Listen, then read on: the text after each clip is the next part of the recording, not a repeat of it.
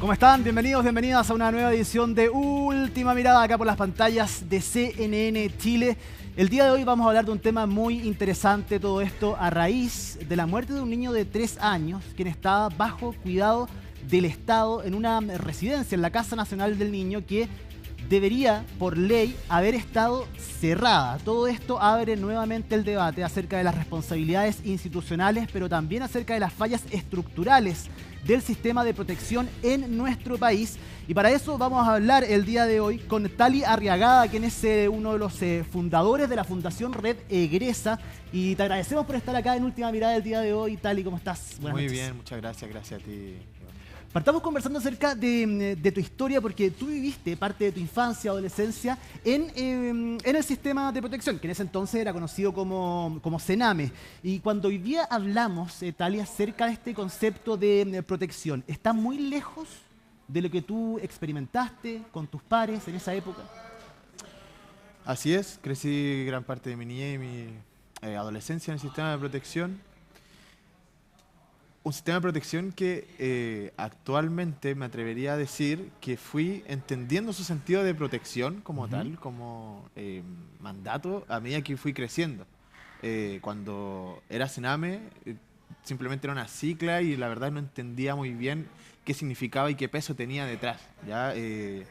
Personalmente, entenderlo hasta que no tuve algo así como 23 años, fue muy difícil. Fue muy difícil darme cuenta de en qué momentos estaba ejerciendo esa protección de forma quizás correcta, pero principalmente, más que personalmente, me llamaba la atención cómo se llevaba esta protección, este cuidado con mis pares, en otros lugares. Entonces fue ahí que tomamos la decisión con otros jóvenes de involucrarnos, más que por conocerlo, más que por saber tenía que ver más que nada con una cosa de ignorar ciertas cosas, de por qué se toman ciertas decisiones, y ahí es que nosotros decidimos involucrarnos, y lo único que conocíamos eran nuestras propias experiencias y quisimos ponerlas ahí a disposición de este sistema de protección. ¿Qué cosas de esa experiencia, precisamente de los años que estuviste ahí, pones a disposición, y saber también cómo fue tu experiencia de egreso de la residencia finalmente? Todo esto forja lo que haces ahora, efectivamente, haber fundado Red Egresa, preocuparte por esto, conversar, ser activo en estos temas. Sí, principalmente lo que más nos motivó a hacer esto fue que no teníamos la respuesta a qué pasaba después de los 18 años. Y todo lo que conocía eran nuestras propias experiencias, eran todas muy casuales, muy distintas. Y cuando, bueno, personalmente sucedió que estuve en una familia, ya posterior a los 15 años estuve en una familia, no tuve una buena adherencia, digamos, a esa familia, y cuando ya cumplo la mayoría de edad, por ahí por los 20 años, yo me independizo. Y claro, sin mayores redes de apoyo, me toca vivir un poco qué es lo que viven los jóvenes hoy día que salen derechamente por la puerta a los 18 años, que es vivir sin redes de apoyo, pero con una ignorancia tal del mundo y también del lugar en el que crecieron, muy grande. Y no solo eso, sino que teniendo que estar tomando decisiones sumamente importantes sobre su vida, su destino, con una exigencia que se le pide a todo el resto de la sociedad cuando no crecieron en la misma circunstancia. Sí, ¿a qué te refieres con esa ignorancia del mundo? ¿Cómo lo podemos ejemplificar para que sepa, no quede como tan amplio la idea? Sí, cuando hablo de ignorancia me refiero al no saber cosas como siquiera a lo mejor tomar una micro, saber si quiero estudiar, como todos los niños en algún minuto o los adolescentes hablan de qué quieres ser cuando grande, cuáles son tus sueños, tus proyecciones, tus metas. Es una conversación como popular, ¿no? Normal, habitual. Ya, acá se da que es como, ok, quiero hacer tal cosa, pero no sé cómo hacerlo ni a quién acudir. Ya, o sea, alguien que te lleve derechamente por ese camino, te ayude a cumplir con esas expectativas de vida que puedas tener, con esos proyectos de vida, no existe, no existe tal. Hoy día, de alguna forma, hay una conversación, está un poco más en el tema, nos hemos ido culturizando, se ha ido culturizando el sistema de protección mismo también en cuanto a esto. Está un poco, nosotros mismos también hemos ido empujando que la política pública un poco aborde esta temática de la transición de salida, ¿cierto?, a la vida adulta, pero hasta antes de eso esa ignorancia se materializaba en no saber cosas como esa. O sea, si quiero estudiar, ¿qué tengo que hacer? ¿A dónde tengo que ir?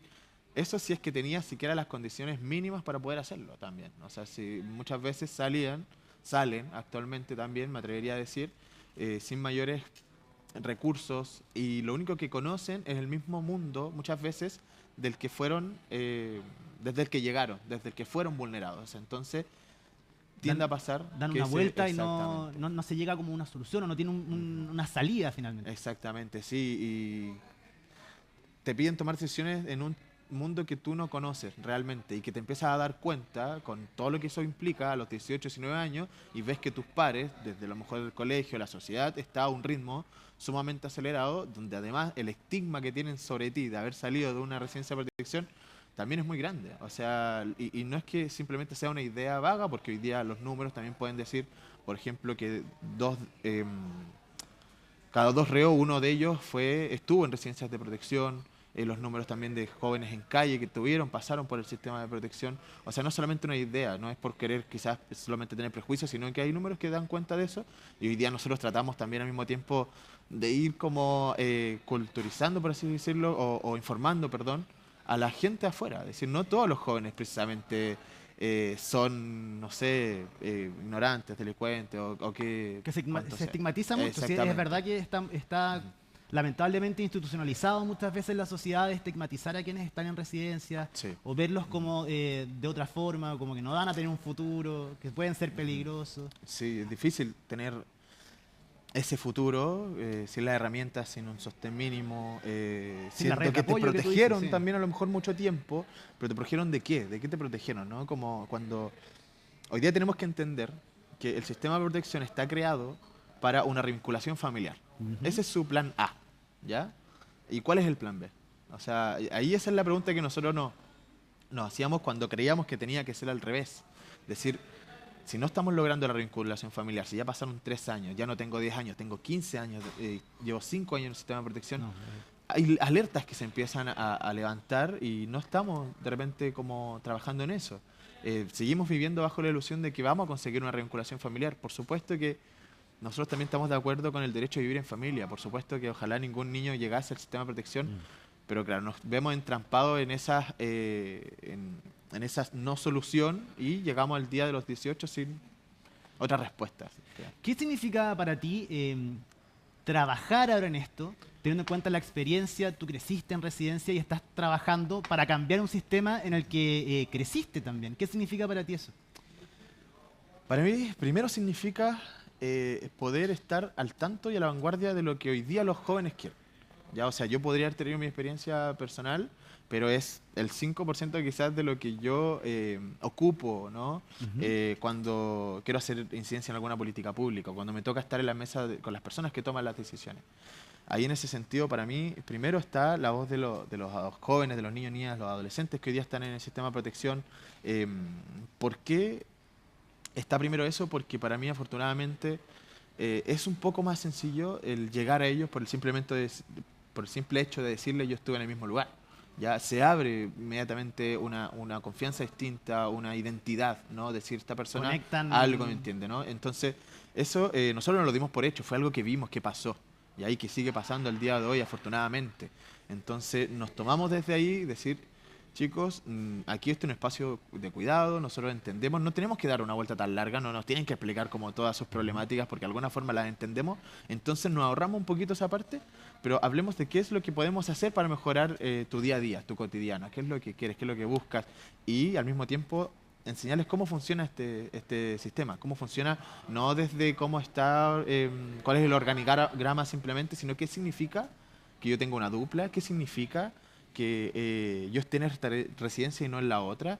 ¿Cuál es la diferencia entre una de administración directa con una colaboradora del Estado, por ejemplo? Son cosas que entre los adultos, un lenguaje técnico, una forma de ver este mundo residencial que los jóvenes ignoran. Entonces nosotros llegamos a través de esa confianza a ellos primero y tratamos de allí como llevar estas voces a los espacios de toma de decisión, desde la misma residencia Ujú.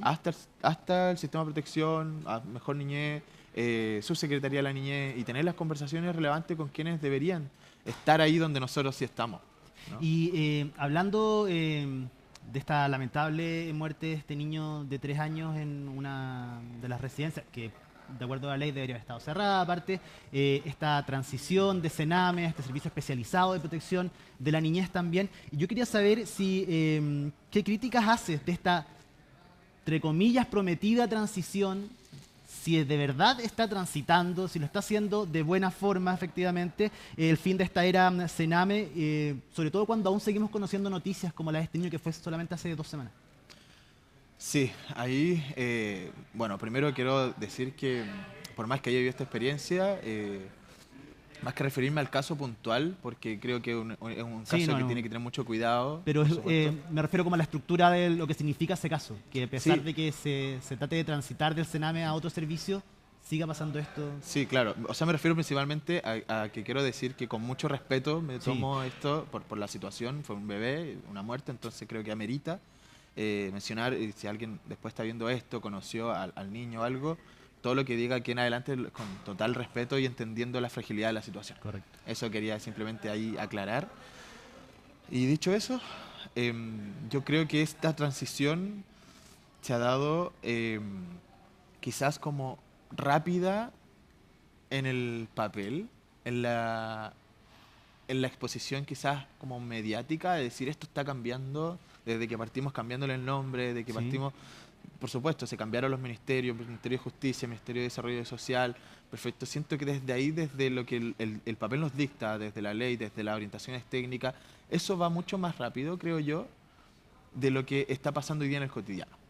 Es, Del, es más de- un titular, quizás como, porque todos hablan, siempre las políticas públicas relacionadas con la niñez están en todos los debates, los presidenciales, para las distintas autoridades, pero puede ser que sea más importante decir ese titular, estamos haciendo algo, pero en la estructura sí, está sí, vacía todavía. visto de esa forma, yo creo que sí, está siendo un titular, siempre y cuando no estemos realmente siendo como testigos de que esos cambios se estén dando adentro de la residencia. Y quienes tienen que dar cuenta de eso, Ujú. tienen que ser las generaciones que hoy día están creciendo dentro de este nuevo sistema.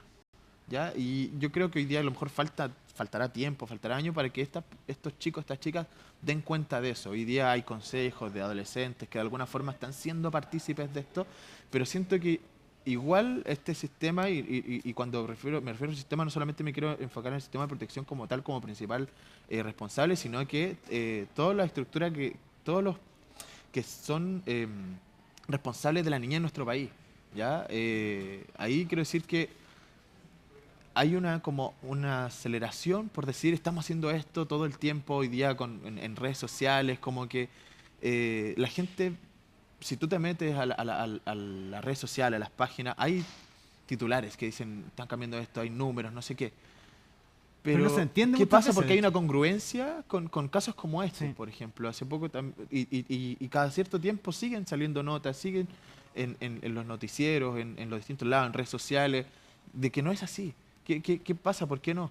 Entonces, yo creo que ¿por qué está esta exposición de decir estamos haciendo esto? Porque al mismo tiempo, como sociedad, creo que solo estamos demandando que nos muestren que esto está cambiando. Es decir, ¿quién tiene la culpa? ¿No? Es como yo principalmente lo digo por lo que uno ve en las discusiones desde las redes sociales o de repente en sociedad, decir esto está mal, no sé qué, entonces para poder ir un poco como suavizando como esos comentarios, esa visión que tiene la sociedad de esto, vamos comentando esto, Sí. ¿no? Tal y en ese sentido, vuelvo al punto, siempre en el papel, como tú dices, para las autoridades, para la sociedad en general, siempre el tema de los cuidados de niños, niñas, adolescentes es un tema delicado. Se habla mucho más, quizás, de lo que se hace o de generar estos cambios, pero ¿tú crees que existe realmente, es prioritario para quienes deben generar estos cambios estructurales, la protección de los niños, niñas y adolescentes? Pero realmente prioritario que sea como algo que parta de la base quizás de los trabajos que tienen que realizar, no sé, los ministerios, los servicios. Mira, yo creo que no quiero cuestionar y quiero creer que sí es prioritario. O Ujú. sea, yo y trabajo desde ahí, me involucro con estas personas, trabajo en colaboración con todos los responsables, creyendo que sí y que genuinamente es prioritario. Pero, ¿cómo sabemos si es prioritario cuando conversaba hoy día? Decía, los profesionales que hoy día entran y que de alguna forma hoy día a lo mejor se están formando y van a entrar el día de mañana a trabajar en residencias de protección, Ujú. ¿saben, conocen tal vez qué pasa realmente ahí? ¿Estamos teniendo un escáner lo suficientemente real de la situación, de lo que está pasando? Como, qué tan informado llego yo a tomar la responsabilidad? O sea, como quitemos el factor de que es un trabajo. Es Sí. decir, esto es una responsabilidad, es un niño, es una vida, ¿no? Entonces, como con esa humanidad, decir, yo voy a tomar esta responsabilidad y esto es lo que sé del cuidado, ¿no?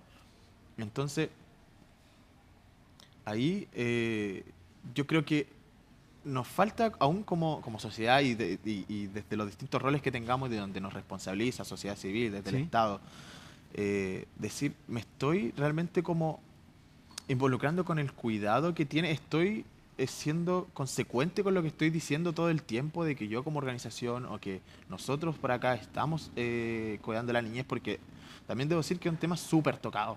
Ya es como que nos tomamos la potestad de hablar de los niños como y aparecemos todos los héroes ahí constantemente, Sí. ¿verdad? Que hacemos aquí, que hacemos allá, que la niñez, y está bien, la niñez hay que trabajarla, tiene que estar, por supuesto.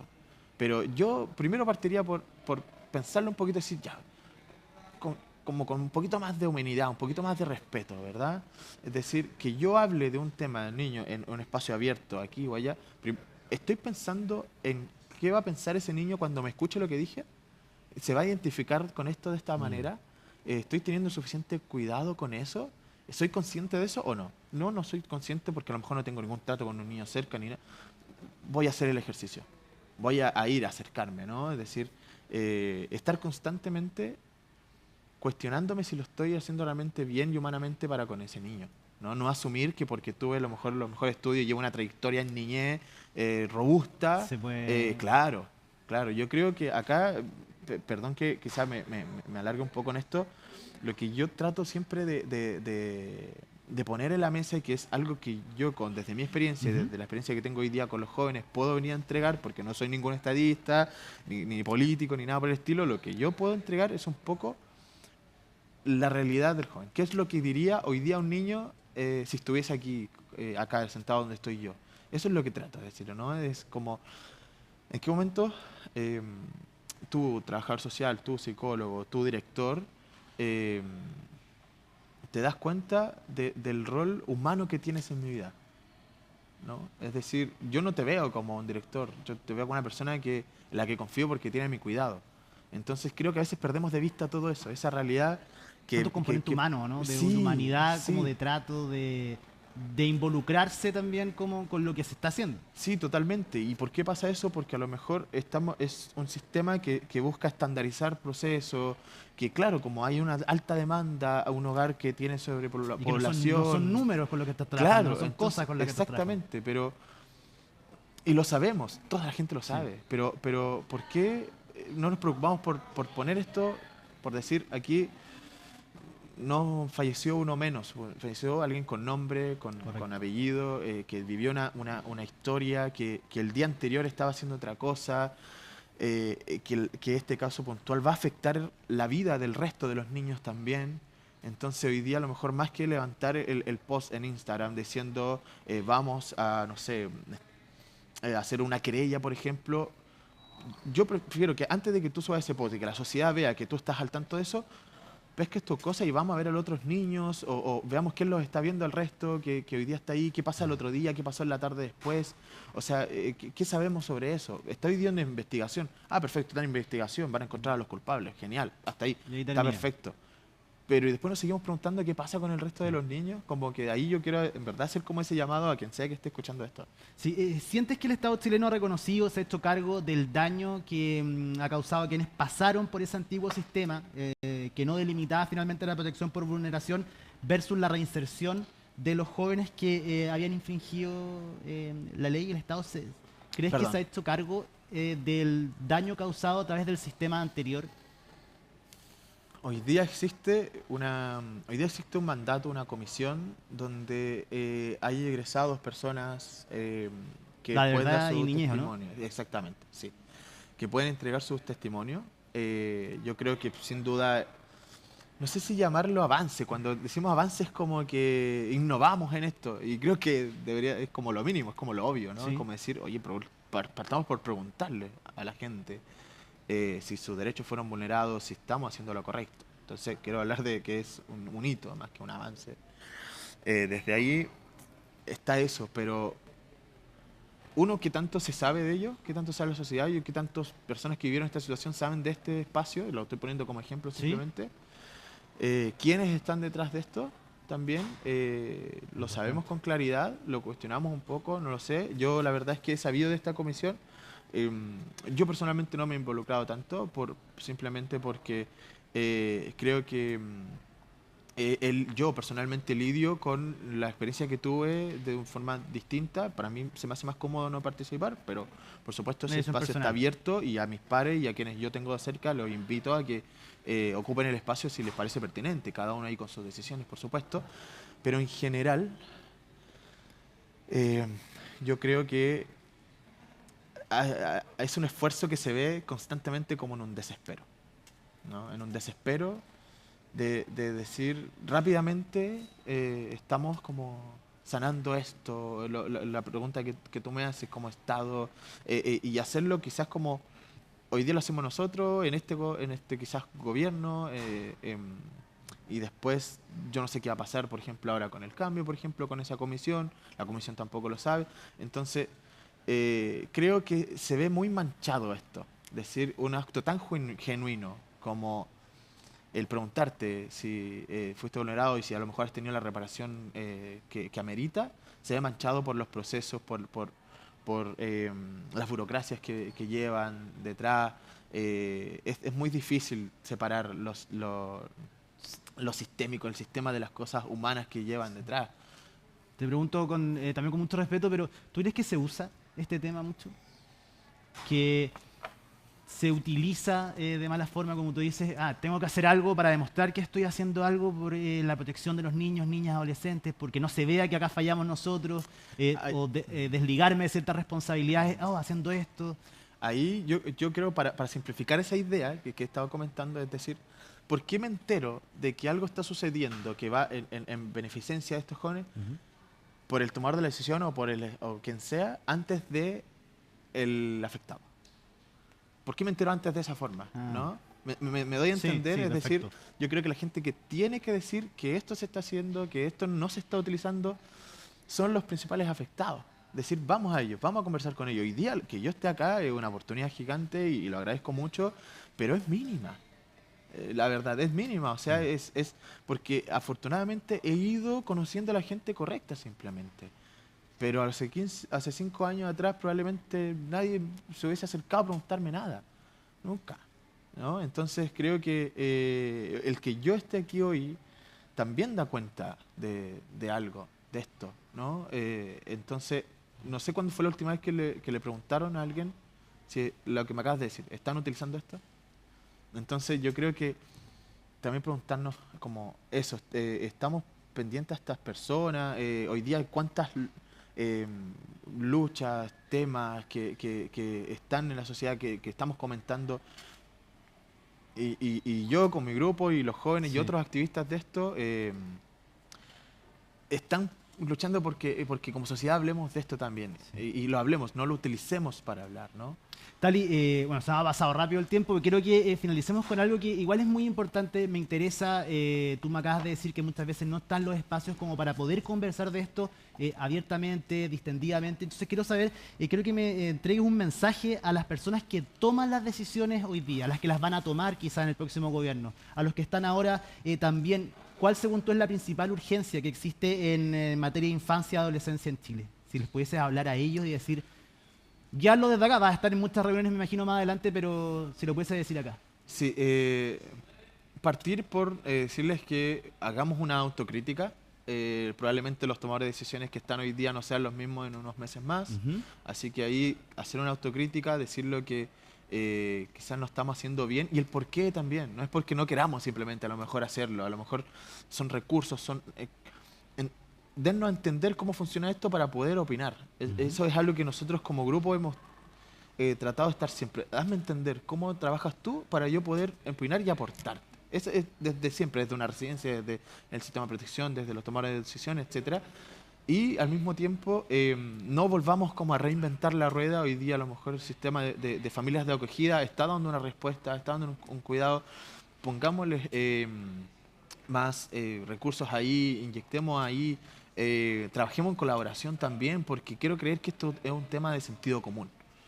Que ojalá sea de sentido común, y si es de sentido común para acá y para allá, y trabajamos en colaboración por los niños que no tienen por qué verse afectados por las discusiones de nosotros como adultos, ojalá puedan tener los resultados que necesitan. Eso es lo que quiero hacer el llamado, simplemente a la colaboración, a hacer la autocrítica, y desde ahí, en conjunto con egresados, con los jóvenes, con quienes te dije delante, que deberíamos escuchar primero, antes del titular de lo estamos haciendo bien, creo que podría ser distinto. Al menos culturalmente, como sociedad, podríamos involucrarnos distinto, podríamos vernos invitados a involucrarnos.